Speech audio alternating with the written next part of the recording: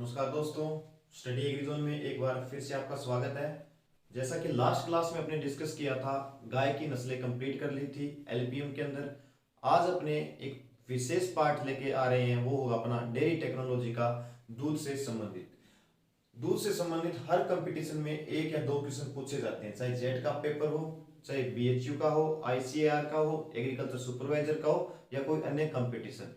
तो इसके लिए अपने कुछ सबसे पहले इंपॉर्टेंट क्वेश्चन है उनका डिस्कशन करेंगे और फिर उसके बाद में दूध कैसे बनता है, क्या उसके अंदर मिनरल्स वगैरह किस रूप में पाए जाते हैं या कौन कौन से अवयव होते हैं, उसके बारे में अपने बात करेंगे। तो सबसे पहले क्लास शुरू करते हैं। तो कुछ इंपॉर्टेंट क्वेश्चन है जो आप देख लीजिए, इसका स्क्रीनशॉट भी ले लीजिए ताकि आपका समय खराब नहीं हो, इसलिए मैंने ये क्वेश्चन पहले से नोट कर दिए हैं। और हर टॉपिक के अंदर यही मेरी कोशिश रहेगी कि जैसे टॉपिक हो उससे पहले आपको अच्छे क्वेश्चन मैं करवा दूं, उसके बाद में नेक्स्ट क्लास के अंदर कुछ इंपॉर्टेंट क्वेश्चन है वो आपसे पूछूं मैं। तो आप एक बार इन क्वेश्चंस को देख लेना और इसका स्क्रीनशॉट लेके नोट कर लेना, ठीक है। चलो दोस्तों, सबसे पहले बात करते हैं कि जो कृत्रिम दूध होता है, ठीक है, कृत्रिम दूध होता है उसके अंदर यूरिया की मात्रा कितनी होती है। तो कृत्रिम दूध के अंदर यूरिया की मात्रा होती है जी 1400 मिलीग्राम प्रतिशत में, ठीक है ना। कृत्रिम दूध होता है उसके अंदर यूरिया की मात्रा की बात करें तो वो होती है 1400 मिलीग्राम प्रतिशत में ज्ञात की जाती है। उसके बाद में जो सामान्य दूध होता है उसमें यूरिया की मात्रा की बात करें तो होती है 20 से 70 मिलीग्राम प्रतिशत में। सामान्य जो अपने दूध गाय भैंस से प्राप्त करते हैं उसमें यूरिया की मात्रा कितनी होती है कि 20 से 70 मिलीग्राम प्रतिशत में होती है। उसके बाद में ये कि अगर आप दूध पी रहे हो या आपने कहा कि अच्छे दूध के अंदर यूरिया की मात्रा कितनी कम होनी चाहिए, यानी कितने से अधिक नहीं होनी चाहिए, तो इसमें लिखा है मैंने यूरिया की मात्रा कितनी होनी चाहिए। तो कितनी होनी चाहिए दूध के अंदर यूरिया की मात्रा 700 पीपीएम पार्ट पर मिलियन। 700 पीपीएम से कम होनी चाहिए, अधिक नहीं होनी चाहिए। 700 पीपीएम से क्या होनी चाहिए, कम होनी चाहिए यूरिया की मात्रा जो सामान्य अपने दूध रहता है। अब बात करते हैं जो कृत्रिम दूध है उसका पीएच कितना। कृत्रिम दूध यानी कि जो अपने तैयार करते हैं डेयरी वगैरह के अंदर तैयार किया जाता है जिसमें अन्य केमिकल्स वगैरह मिलाते हैं, ठीक है ना, तो उसे कृत्रिम दूध कहते हैं। अब उसका पीएच कितना होता है, तो कृत्रिम दूध का पीएच हमेशा ही रहता है 10.5 रहता है कृत्रिम दूध का पीएच मान। नेक्स्ट क्वेश्चन की बात करते हैं कि सामान्य जो दूध है उसका फिर पीएच कितना होता है। तो सामान्य दूध का पीएच 6.4 से 6.7 होता है। और ब्रैकेट में बात करें अपने कि किस प्रकृति का होता है तो वो होगा जी हल्का अम्लीय।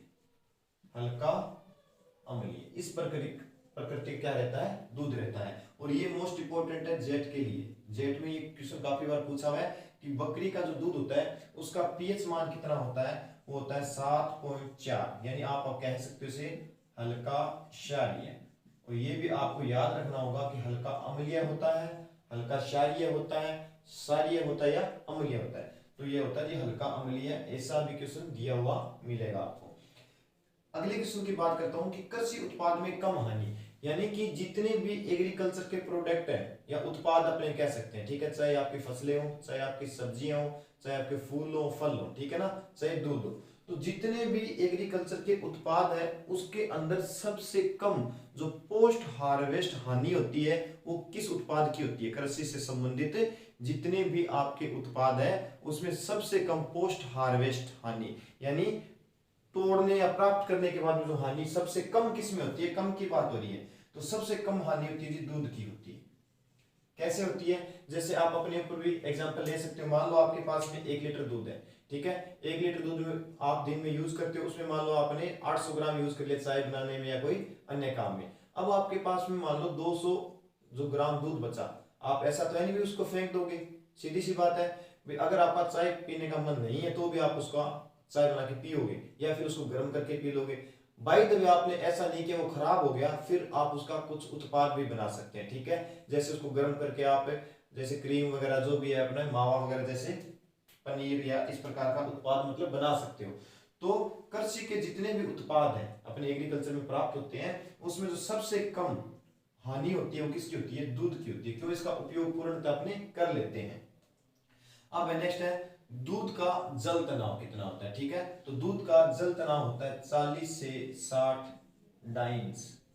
ये कुछ मान है, फिक्स रहेंगे, प्रति सेंटीमीटर। ये कुछ मान है, फिक्स रहेंगे, एक ये आपको रटने पड़ेंगे, याद करने पड़ेंगे, और डायरेक्ट इनसे आपसे क्वेश्चन पूछेगा भाई दूध का अपवर्तनांक कितना है, दूध का मतलब अम्लता वगैरह कितनी है। ठीक है, तो दूध का जल तनाव होता है 40 से 60 डाइंच प्रति सेंटीमीटर। अब है दूध का अपवर्तनांक, अपवर्तनांक होता है दूध का 1.344 से 1.348, ये रहता है जी दूध का अपवर्तनांक। ठीक है, अब है जी ताजे दूध में अम्लता कितनी पाई जाती है। ताजे दूध की अम्लता 0.12 से 0.14% होती है ताजे दूध में अम्लता। अगर यही अम्लता 0.12 से 0.16 के बीच में होगी उसका दही बढ़िया बनेगा। अगर अम्लता दूध की 0.16% से अधिक हो जाती है तो दही बढ़िया नहीं बनेगा। अगर अम्लता हो जाती है 0.20 से अधिक तो दूध क्या है, फट जाता है। ठीक है ना, खराब हो जाता है।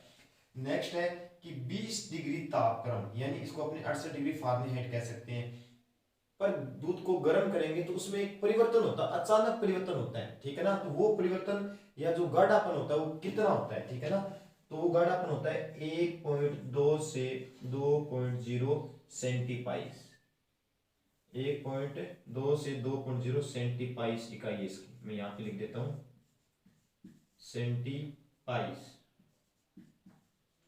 ये इसकी इकाई रहती है सेंटीपाइस। यानी कि अगर आप 20 डिग्री तापक्रम पर दूध को गर्म करोगे तो उसमें अचानक एक परिवर्तन आता है, वो गाढ़ेपन में ज्यादा परिवर्तन अपने देख सकते हैं, तो वो रहता है 1.2 से 2.0 सेंटीपाइस रहता है। नेक्स्ट क्वेश्चन की बात करते हैं, कृत्रिम दूध में शर्करा परीक्षण।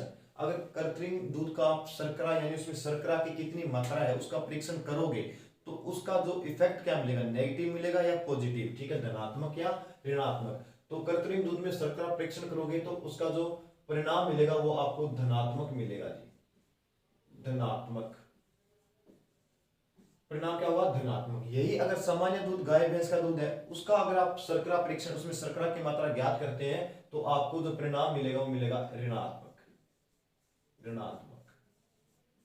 ये डायरेक्ट क्वेश्चन आपसे उठाएगा, डायरेक्ट क्वेश्चन आपसे पुट आउट करेगा। जेट के लिए तो मोस्ट इंपोर्टेंट है, डेयरी का चैप्टर दिया हुआ है आपके केमिस्ट्री के जो चैप्टर है ना उसके अंदर दिया हुआ है केमिस्ट्री में। ठीक है, तो दूध से संबंधित इंपॉर्टेंट रहता है, 1% डे आपको केमिस्ट्री में मिलेगा इसका। ठीक है ना, तो अच्छे से ये आपको पढ़ना पड़ेगा। नेक्स्ट है दूध की विद्युत चालकता कितनी होती है। तो दूध की विद्युत चालकता होती है 0.005 महोज, ये इसकी इकाई है जी महोज।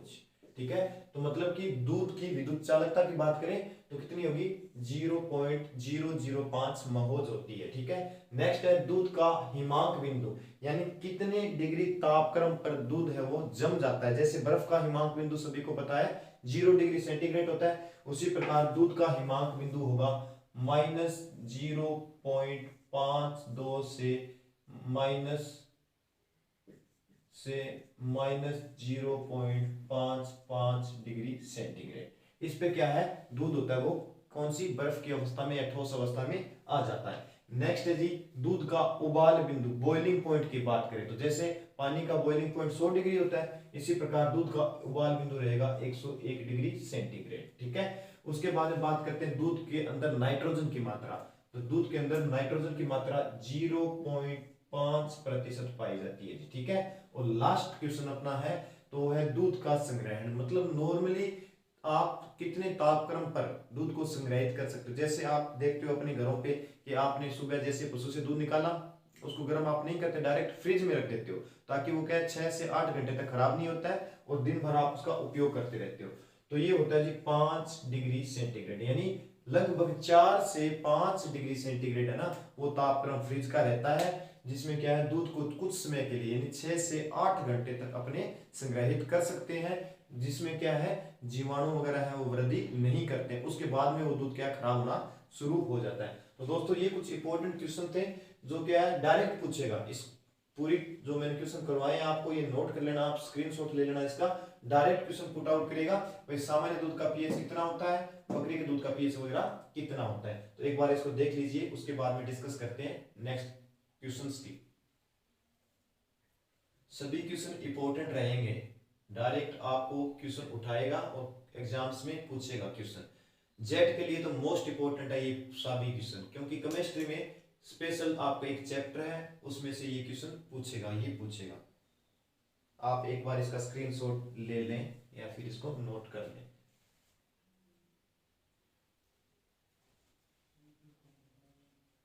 चलो ठीक है दोस्तों, आप इसको करते रहना नोट, करते हैं नेक्स्ट क्लास की बात।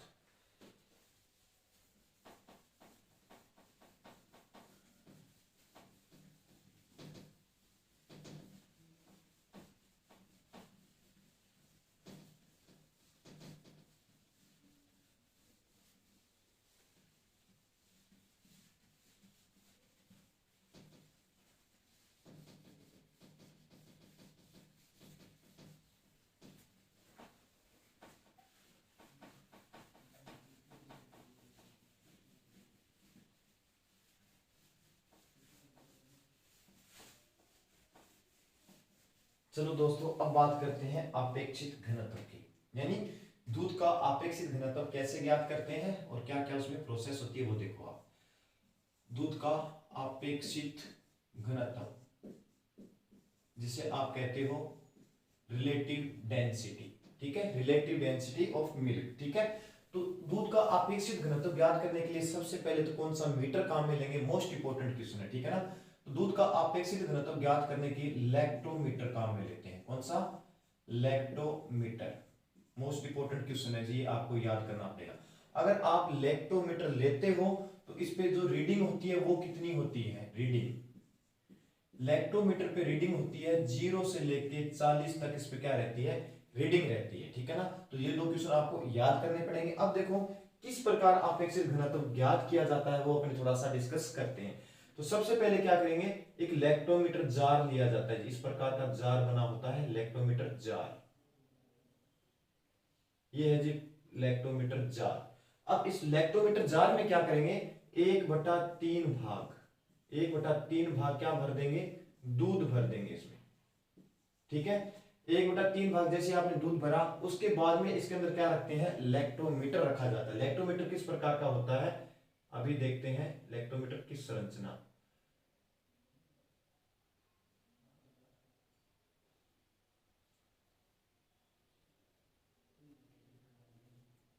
यहाँ पे एक भारी पदार्थ होता है जो इसको डुबोए रखता है, इस प्रकार का लैक्टोमीटर रहता है, ठीक है। अब ये जो लैक्टोमीटर है यहाँ पे क्या होती है, रीडिंग्स होती है, 0 से 40 होती है, क्या रीडिंग होती है इसकी, ठीक है। 1/3 भाग आपने दूध से भरा, लैक्टोमीटर अंदर डाल दिया।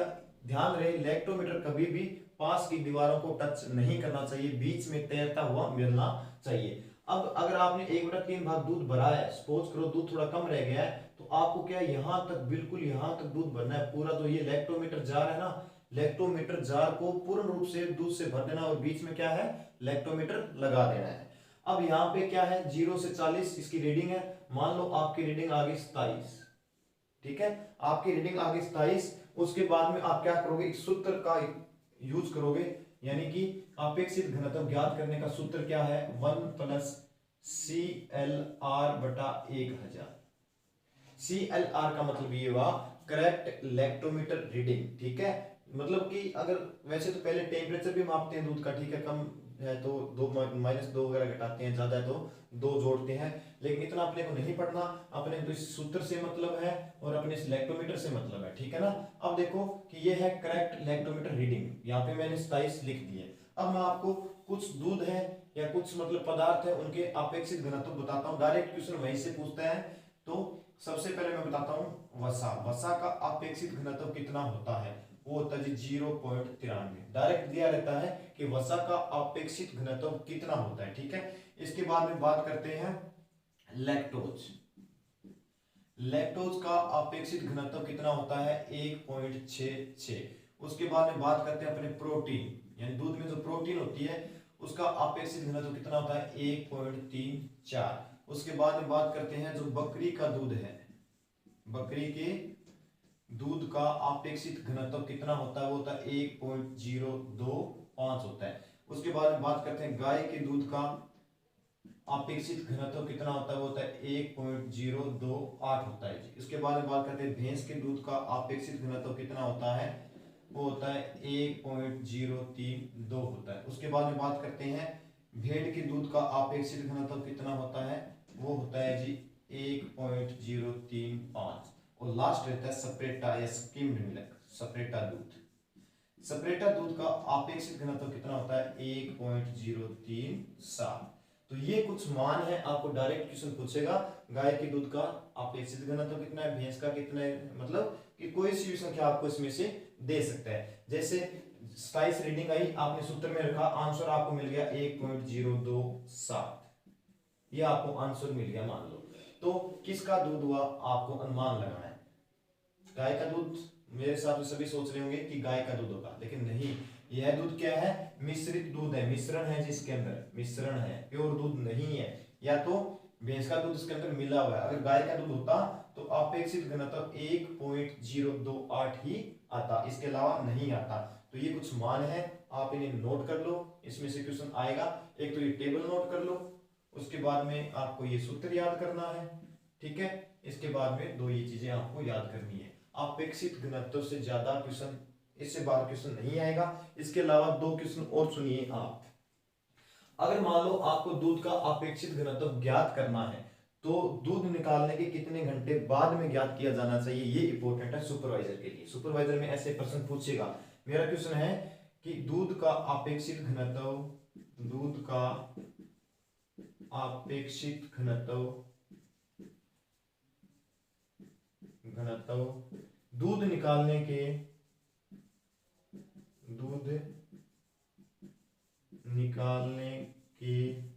कितने घंटे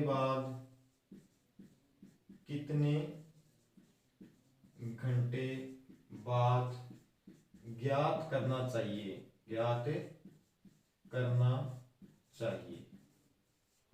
तो दोस्तों इसका आंसर आप बताओ। यानी कि मेरा क्वेश्चन क्या है कि जैसे ही आपने गाय, भैंस या कोई भी पशु है, उससे आपने क्या किया, दूध प्राप्त कर लिया, तो आप उस प्राप्त किए हुए दूध का अपेक्षित घनत्व निकालोगे तो कितने घंटे बाद में करना चाहिए।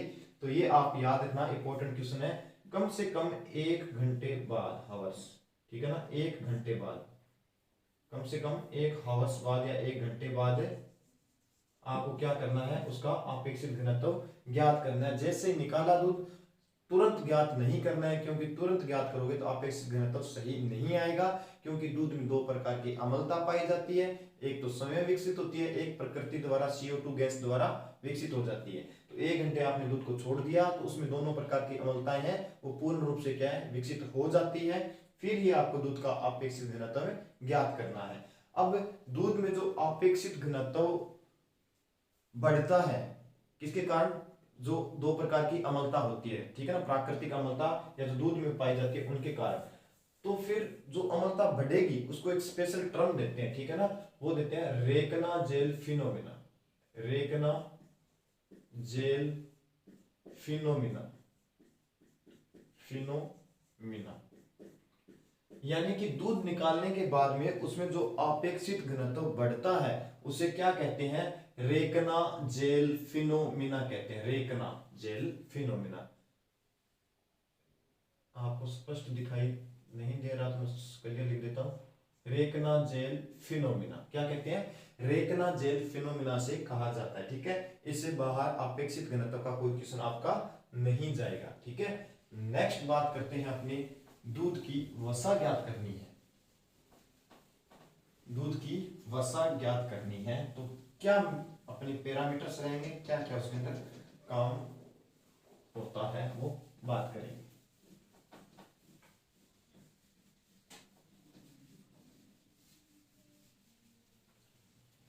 ठीक है सर, बात करते हैं अपेक्षित घनत्व कर लिया, फैट या वसा, फैट।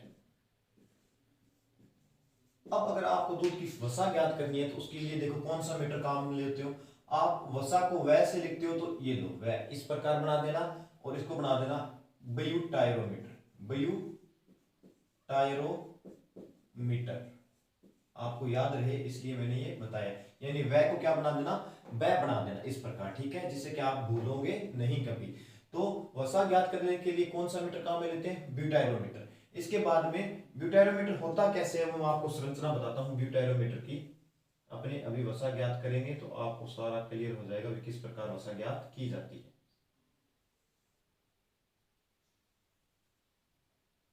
इस प्रकार का रहता है जी ब्यूटायरोमीटर आपका। ये क्या है, ब्यूटायरोमीटर है। अब देखो एक तो इसके अंदर दूध में मतलब वसा ज्ञात करोगे तो दूध की मात्रा कितनी लेनी है, इंपॉर्टेंट है, जेट में पूछा हुआ है पिछले से पिछली बार, ठीक है ना, दूध की मात्रा। इसके बाद में इस काम में लेते हैं H2SO4 सल्फ्यूरिक अम्ल, अम्लों का राजा जिसे कहते हैं, ठीक है। इसके बाद में काम लेते हैं एमाइल एल्कोहल, एल्कोहल।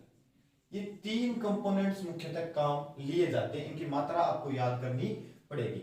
दूध की मात्रा लेते हैं जी 10.75 ml, मोस्ट इंपोर्टेंट क्वेश्चन है और जेट में तो पूछा हुआ है। उसके बाद में H2SO4 सल्फ्यूरिक अम्ल, अम्लों का राजा, इसकी मात्रा कितनी लेनी है काम में, 10 ml काम में लेनी है। इसके बाद में एमाइल एल्कोहल, एमाइल एल्कोहल काम में लिया जाता है 1 ml। ये तीन चीज काम में लेते हैं।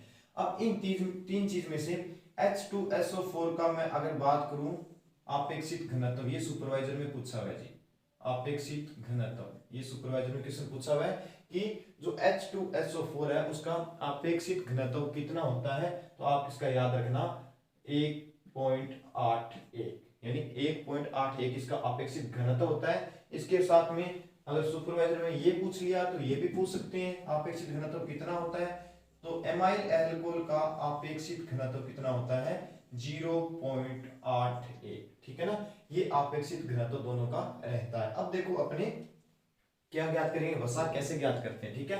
तो ये तीन चीज अपने पास में है। ये ब्यूटेरोमीटर है, ब्यूटेरोमीटर में सबसे पहले क्या करेंगे, अपने H2SO4 डाल देंगे 10 ml, कितना, 10 ml क्या डाला आपने, H2SO4 सबसे पहले आपने यही डाला है, ठीक है।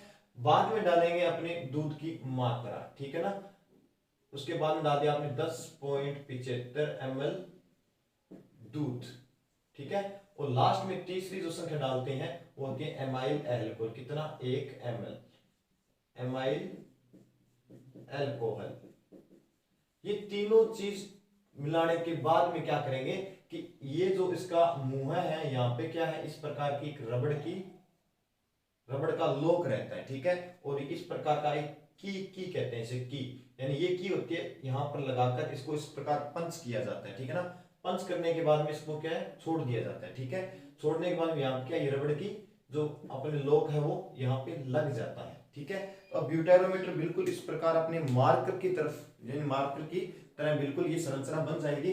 फिर इसको क्या करेंगे, अपने एक मशीन सुनी होगी आपने वसा निकालने के लिए, गर्बर मशीन, गड़बड़ मशीन कहते हो क्या आप उसको, गड़बड़ नहीं लेकिन गर्बर मशीन होती है जी। कौन सी मशीन, गर्बर मशीन। अब ये जो गर्बर मशीन है ना, इसके अंदर आपको क्या ब्यूटेरोमीटर रख देने हैं। गर्बर मशीन में क्या ध्यान रखना है कि गर्बर मशीन में एक तो ये बात याद रखना कि 1 मिनट में चक्कर कितने लगते हैं, तो 1100 राउंड पर मिनट लगते हैं, ठीक है ना। 1 मिनट में कितने, 1100 राउंड लगते हैं। और कितनी मिनट तक लगवाने हैं राउंड अपने को, कम से कम 3, ज्यादा से ज्यादा 5 मिनट, ठीक है। तो यानी अपने कह सकते हैं कि 3300 से लेके 5500 राउंड पर लगवाने हैं गर्बर मशीन के अंदर, ब्यूटेरोमीटर के अंदर। फिर जैसे ब्यूटेरोमीटर अपने बाहर निकालते हैं, या इसके अंदर क्या एक जेल जैसी संरचना बन जाती है, जेल मतलब शहद जैसा आप कह सकते हो, ठीक है ना। तो फिर क्या है, की के द्वारा आप यहाँ पे रीडिंग्स रहती है लगी हुई, आप देख सकते हो इसमें कितनी है, 2%, 3%, 4%, 5% या 6% कितनी वसा उसके अंदर उपस्थित है। तो ये जो है पूरी वसा इस प्रकार ज्ञात करते हैं, इसको आप उतार लेना। ब्यूटेरोमीटर वसा ज्ञात करने के काम आता है। दूध की मात्रा 10.75 ml होती है। H2SO4 जिसे सल्फ्यूरिक अम्ल कहते हो, अम्लों का राजा कहते हो, 10 ml होता है। उसका आपेक्षिक घनत्व 1.81 होता है। एमाइल एल्कोहल 1 ml लिया जाता है जिसका आपेक्षिक घनत्व 0.81 होता है। उसके बाद में ब्यूटेरोमीटर में तीनों पदार्थ डाले जाते हैं। मशीन काम में लेते हैं वसा ज्ञात करने के लिए गर्बर मशीन। 1 मिनट में चक्कर लगते हैं जी 1100, कम से कम 3 मिनट, ज्यादा से ज्यादा 5 मिनट राउंड लगवाने हैं, 3300-5500 राउंड हो जाएंगे। इस प्रकार आप क्या ज्ञात करोगे, दूध की वसा ज्ञात कर सकते हो। नोट कर लेना इसको आप अपने हिसाब से। बात करते हैं नेक्स्ट टॉपिक की जो मोस्ट इंपॉर्टेंट रहेगा। ये जो आज की क्लास है इसके अंदर आपको कभी भी लाइफ में कंपटीशन दोगे एग्रीकल्चर से रिलेटेड, ये प्रश्न पीछा नहीं छोड़ेंगे, आपको हर बार क्वेश्चन मिलेंगे ही मिलेंगे। इसीलिए यह एक स्पेशल क्लास आपको दी गई है आज के टॉपिक के। ये क्लियर है। इसके बाद में बात करते हैं अपने दूध के अवयव की, ठीक है ना। टॉपिक है दूध के अवयव, यानी दूध किस प्रकार बनता है, कैसे बनता है, उसकी क्या प्रोसेस रहती है, उसके बारे में अपने बात करेंगे। उससे पहले थोड़ा सा डिस्कस कर लेते हैं कि जो दूध है मेनली कितनी चीजों से मिलके बनता है।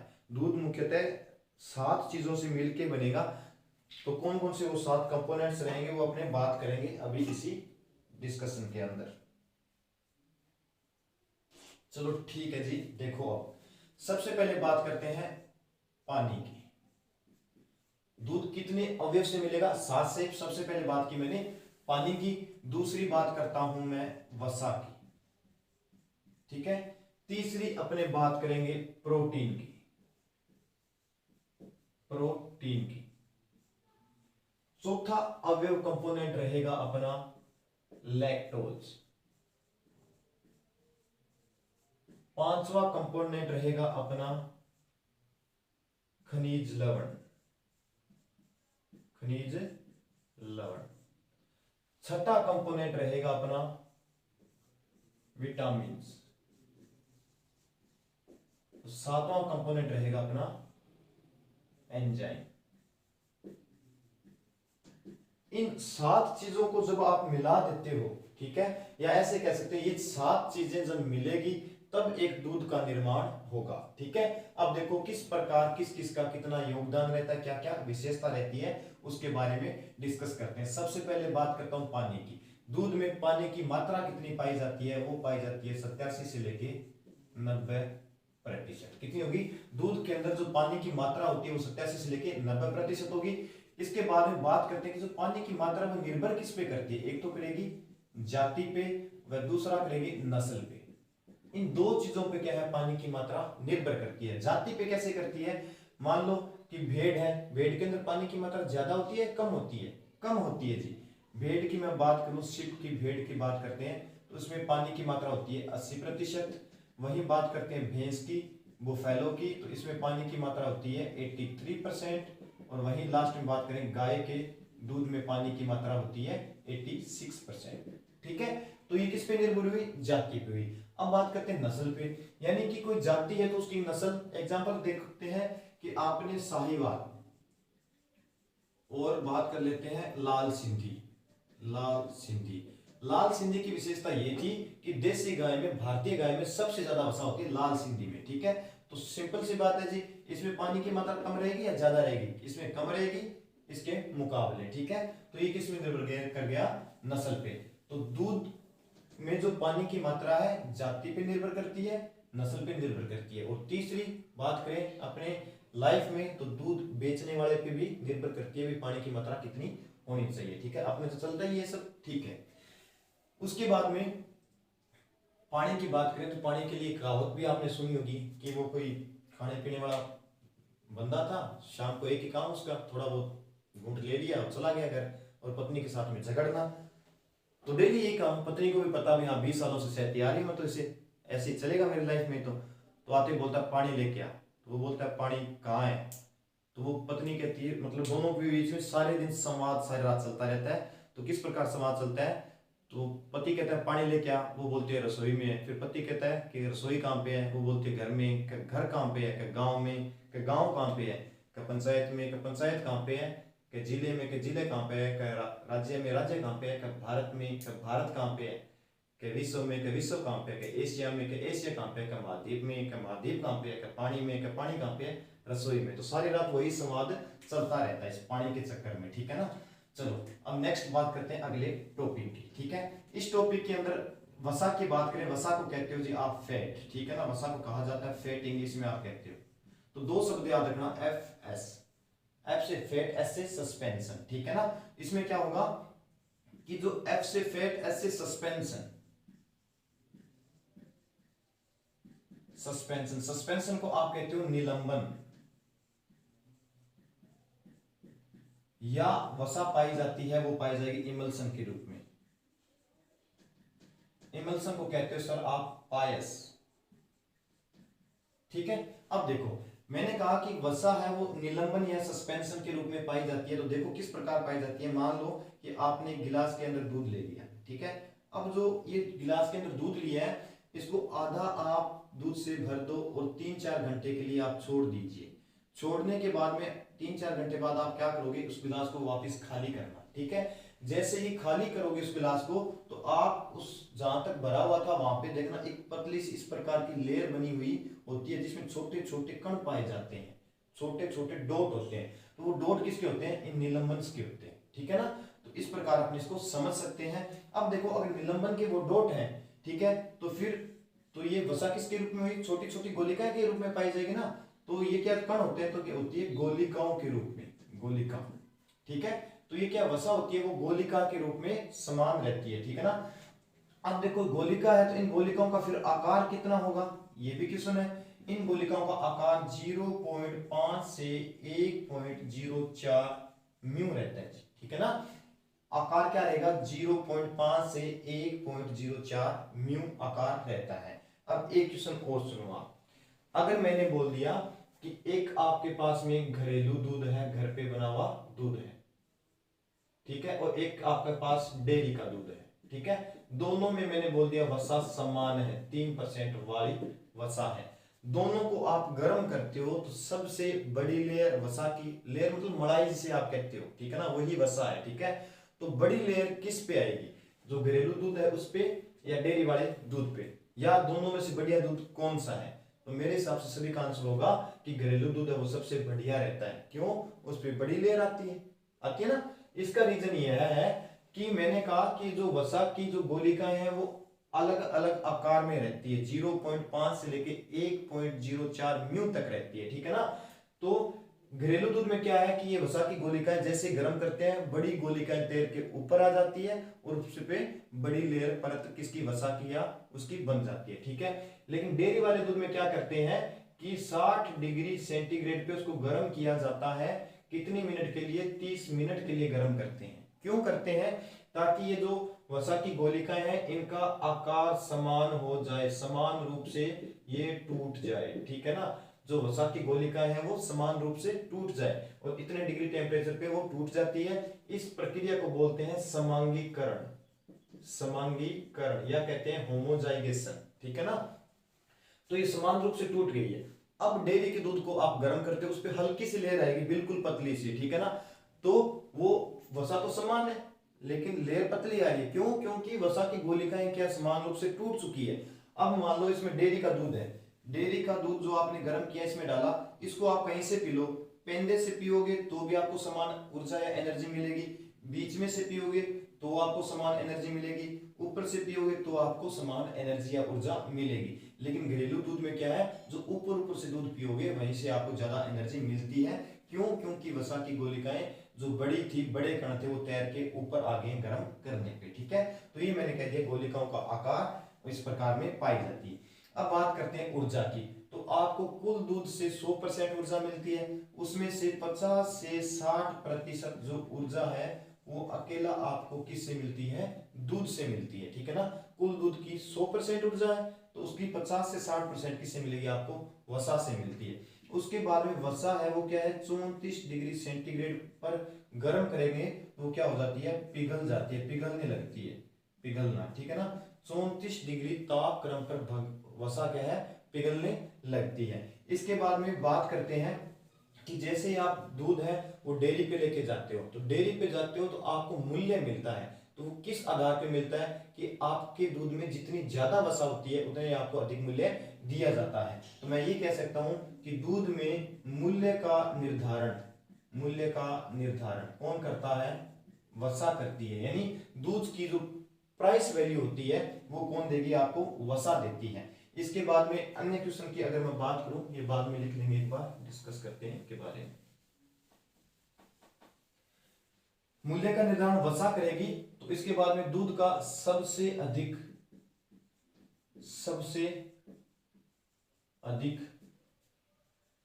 घटने व बढ़ने वाला अवयव, यानी कि दूध का सबसे अधिक घटने व बढ़ने वाला अवयव कौन सा होगा, वो होता है जी वसा होती है। जैसे 1 लीटर आपने दूध लिया, उसके अंदर आपने 5 लीटर पानी मिला दिया, तो वसा कम हुई या ज्यादा, कम हुई ना।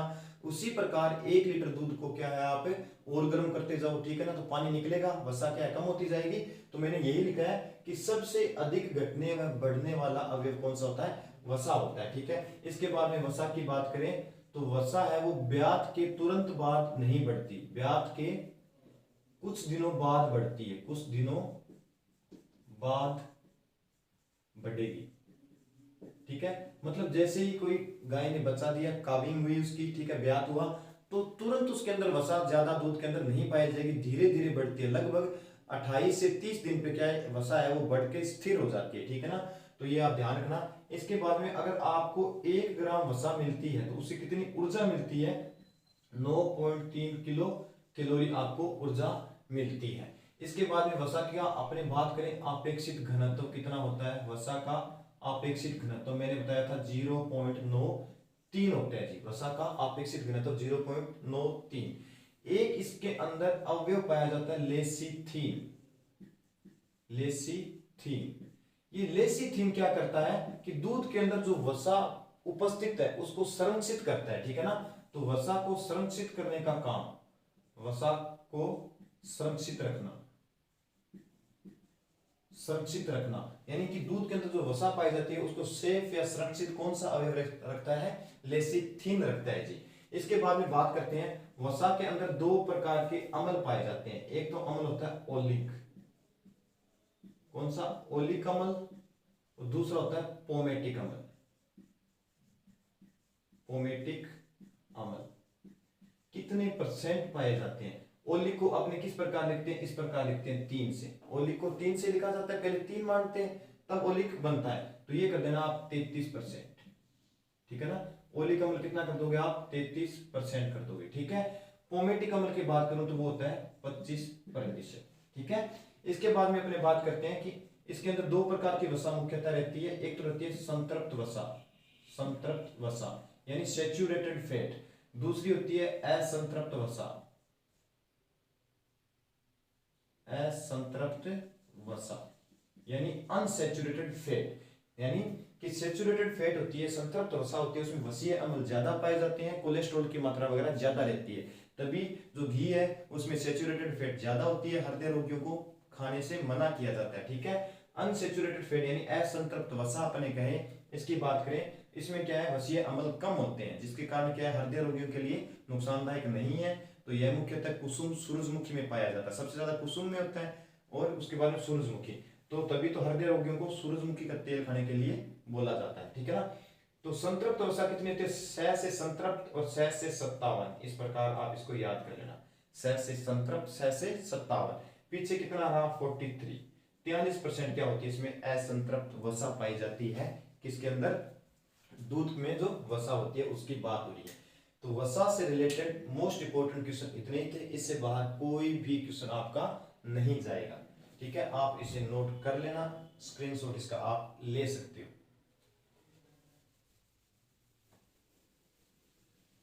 बाद में इसका स्क्रीनशॉट आप ले लेना, या आप जैसे भी नोट्स बनाते हो बनाते रहना आराम से। अब बात करते हैं सर तीसरा जो मुख्य अपना अवयव है, प्रोटीन। प्रोटीन, प्रोटीन होती है किस रूप में पाई जाती है, प्रोटीन भी पाई जाती है पीसी, आपने नाम सुना होगा सीपीयू का, सीपीयू का, ठीक है ना। तो आप क्या बनाना, पीसी बना देना, ठीक है, पीसी। सीपीयू कंप्यूटर का रहता है ना भाग, उसको कहते हैं, ठीक है। पीसी शब्द याद रखना, पी से प्रोटीन, सी से किस रूप में, कोलाइडल। तो प्रोटीन किस रूप में पाई जाती है, कोलाइडल रूप में पाई जाती है। अब देखो प्रोटीन की क्या क्या विशेषताएं हैं। प्रोटीन दूध में पाई जाती है सर 3 प्रकार की, कैसीन, दूसरी एल्बुमिन, तीसरी ग्लोबुलिन, ग्लोबुलिन। ये 3 प्रकार की प्रोटीन होती है, लैक्टो एल्बुमिन भी कह सकते हो, लैक्टो ग्लोबुमिन भी आप कह सकते हो। कैसीन होती है वो इन 3 प्रोटीन की कितने परसेंट होती है, देखो ये तीनों प्रोटीन अगर 100% है, तीनों प्रोटीन 100% है उसमें अकेली कैसीन होती है जी 80%। ठीक है, अगर तीनों प्रोटीन 100% है तो अकेली कौन सी है, कैसीन 80% है।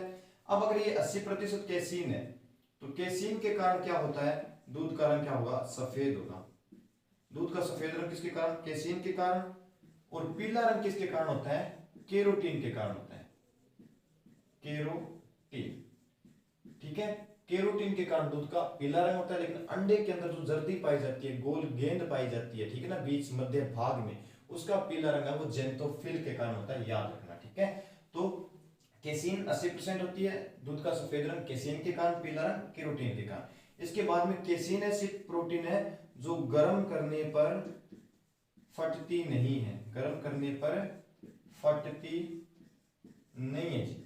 कौन सी प्रोटीन, कैसीन प्रोटीन कभी गर्म करने पर फटेगी नहीं, इसीलिए खीस में कैसीन कम पाई जाती है, एल्बुमिन ग्लोबुलिन प्रोटीन ज्यादा पाई जाती है, केरोटीन भी ज्यादा पाई जाती है। इसके बाद में बात करते हैं कैसीन, तो 80% तो इन तीनों प्रोटीन की हुई, लेकिन कुल दूध में जो प्रोटीन है ना उसकी कैसीन कितनी है, तो कुल दूध की प्रोटीन, कुल दूध में 2 से 3.5% क्या पाई जाएगी, कैसीन पाई जाएगी, कैसीन।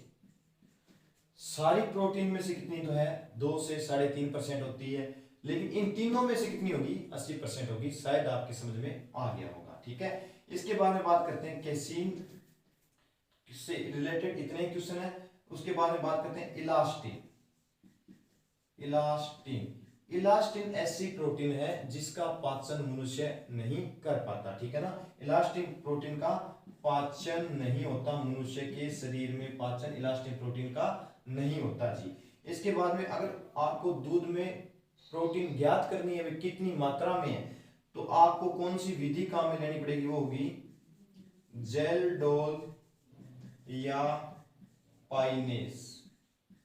जेल्डोल या पाइनेस जो विधि है वो दूध के अंदर प्रोटीन की मात्रा ज्ञात करने में काम में ली जाती है। ठीक है, इसके बाद में इसके बात करते हैं प्रोटीन का जो आपेक्षिक घनत्व, पहले बता चुका हूं मैं आपको, प्रोटीन का आपेक्षिक घनत्व होता है, आपेक्षिक घनत्व होता है जी 1.34।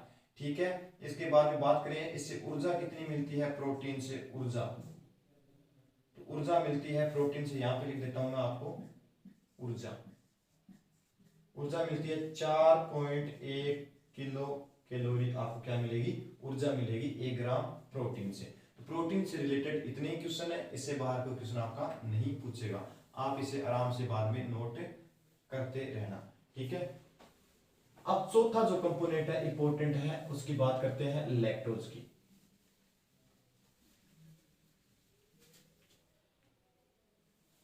लैक्टोज,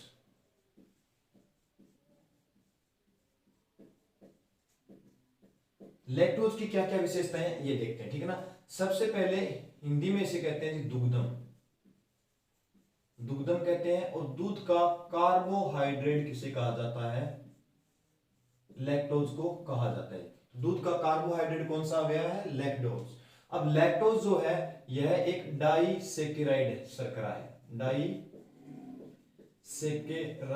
शर्करा है। अब डाइसेकेराइड शर्करा है तो मतलब 2 शर्कराओं से मिलके बना हुआ है। तो 2 शर्कराएं है कौन कौन सी, एक तो है ग्लूकोज प्लस गैलेक्टोज, इन 2 शर्कराओं से मिलके क्या बनेगा, लैक्टोज बनेगा। ठीक है, लैक्टोज किस रूप में पाया जाता है दूध में, वो पाया जाता है घोल के रूप में या सॉल्यूशन के रूप में प्रेजेंट रहता है। ठीक है, अब बात करते हैं लैक्टोज दूध में मीठेपन हेतु उत्तरदायी होता है, यानी दूध का जो मीठापन रहता है वो किसके कारण, लैक्टोज के कारण रहता है। इसके बाद में बात करें दूध का सबसे कम घटने व बढ़ने वाला अवयव, बढ़ने वाला अवयव, यानी सबसे ज्यादा दूध का घटने व बढ़ने वाला अवयव मैंने आपको वसा बताया था, लेकिन सबसे कम घटने व बढ़ने वाला अवयव कौन सा होता है, लैक्टोज होता है। इसके बाद में लैक्टोज की बात करें तो लैक्टोज होता है उसका आपेक्षिक घनत्व कितना होता है, मैंने बताया था आपको 1.66 रहता है अपेक्षित घनत्व। तो इसके बाद में जो 1 ग्राम अगर आप लैक्टोज यूज करते हो तो आपको कितनी ऊर्जा मिलती है, 4 किलो कैलोरी आपको ऊर्जा लैक्टोज से मिलती है जी। ठीक है, तो मुख्यतः लैक्टोज से संबंधित इतने ही क्वेश्चन थे, इससे ज्यादा आपसे क्वेश्चन कोई भी लैक्टोज से संबंधित नहीं पूछेगा जी। ठीक है, उसके बाद में नेक्स्ट आपका 5वां जो तत्व रहता है उसकी बात करते हैं इस जगह, आप इसको नोट करते रहना।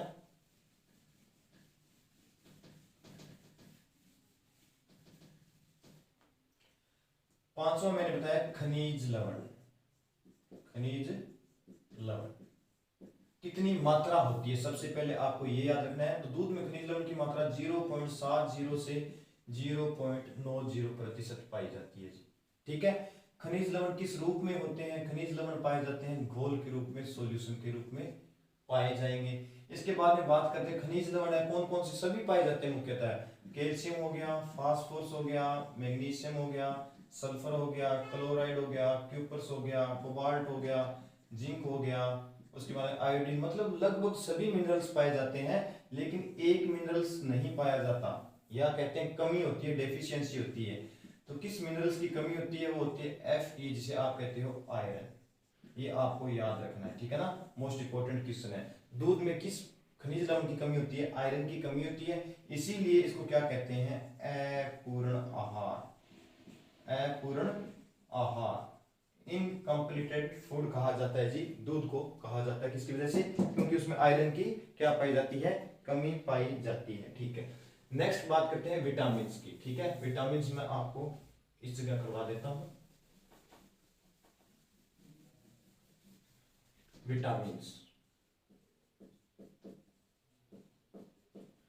विटामिन्स दो प्रकार के होते हैं, एक होते हैं जलविले, दूसरे होते हैं वसाविले।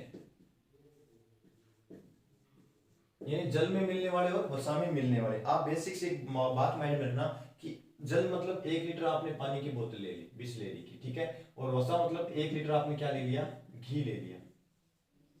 ठीक है, दोनों में से महंगा कौन सा है, सीधी सी बात है, ये तो 20 रुपए लीटर मिल जाएगी आपको, लेकिन इसका प्राइस क्या है, 700 रुपए किलो है या लीटर है। ठीक है, तो ज्यादा विटामिन किस में होंगे, वसा में होंगे या जल में होंगे, हमेशा याद रखना ज्यादा विटामिन वसा में पाए जाते हैं। ठीक है, वसा में कौन से होते हैं, ए, डी, ई और के, ये पाए जाते हैं वसा में, और जल में कौन से होते हैं, बी और सी, ये 2 विटामिन क्या है, जल में पाए जाते हैं। ठीक है, सर्वाधिक विटामिन की बात करूं मैं, सर्वाधिक, तो सर्वाधिक विटामिन दूध में ए पाया जाता है और कम पाया जाता है विटामिन सी।